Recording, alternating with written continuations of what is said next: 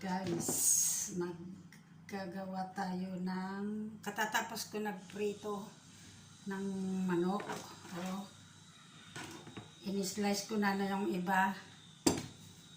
Samahan niyo ako maggagawa ng dinakdakan, chicken dinakdakan.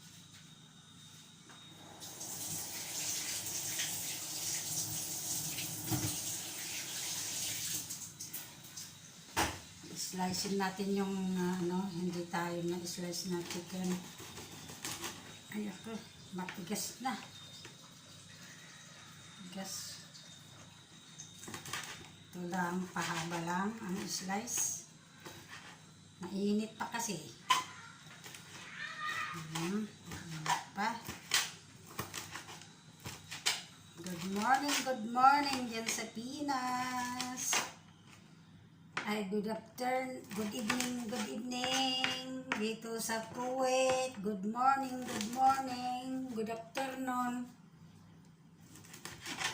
Kasi alas 12 na pala. Alas 12 na.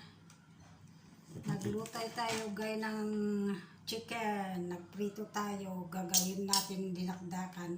Pwede naman lambong, pwede naman ihihaw, pero wala tayong ihawan. Kaya prinito ko na lang. Tapos gagawin natin dinakdakan. Ayan.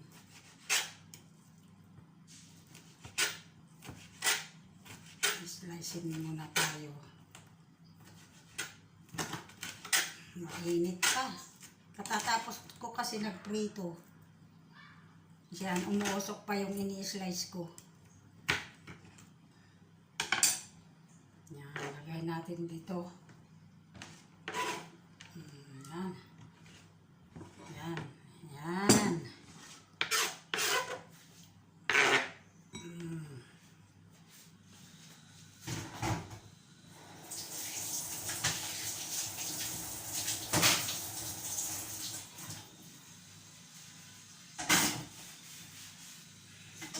Lagay na tayo dito kasi baka ipis yung ginamit natin.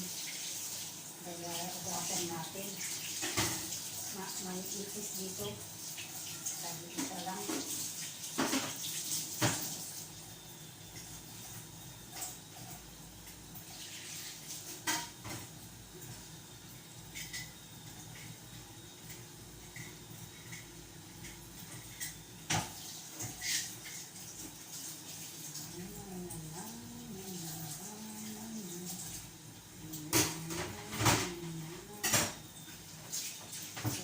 Guys,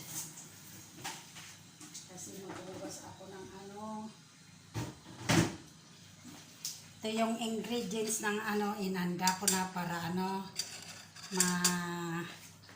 mabilis kong ihaluin. Ito chicken, prinito ko yan kasi wala naman tayong ihawan, kaya prinito ko na, tapos ini-slice ko na. Meron tayong lemon, pigain natin mamaya. Mayroon tayong tinadtad na chili, green chili.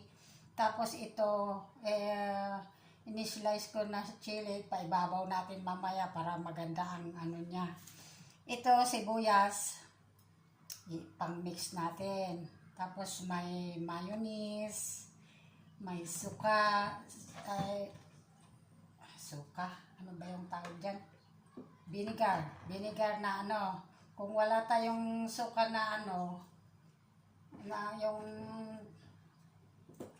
apple o kaya yan, pwede naman yan, dato puti. Tapos may bitsin, linagay ko lang sa garapon, pero bitsin yan ay Ajinomoto, asin, paminta, black pepper. Yan, paghalo-haloin na lang tayo, may luya pa yan. May luya para matanggal yung lansa niya. Yan. Mayonnaise. Ayan. Yan. Dito na lang. Dinakdakan na lang yan. Kumaya. Yan, dito na lang. Thank you for watching. Yan.